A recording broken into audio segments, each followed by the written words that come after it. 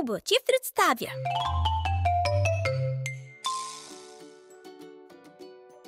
В малко и красиво градче, където градините бяха пълни с цветя, живееше едно малко момиченце на име Рая.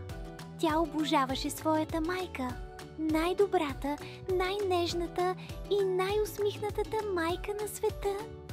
Един ден в училище учителката каза: „Утре е денят на майката. Всеки трябва да измисли специален подарък за своята майка.“ Рая много се развълнува. Тя искаше да подари нещо наистина специално, но нямаше пари да купи нещо от магазина. Когато се прибра вкъщи, тя седна до прозореца и започна да мисли. Изведнъж, като малка искрица, в главата й блесна идея. На следващата сутрин Рая стана рано.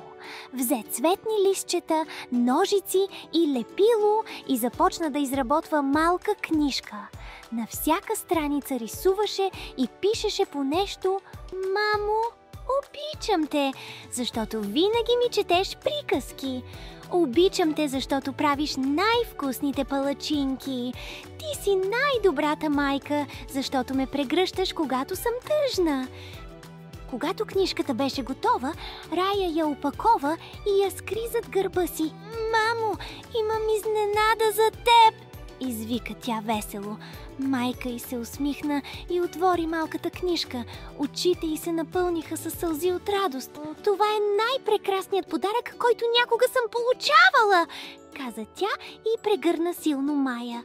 Мая се сгуши в майчината прегръдка и прошепна: „Честит ден на майката, мамо!“ А навън слънцето грееше още по-ярко, защото знаеше, че днес е денят на любовта между майките и техните деца.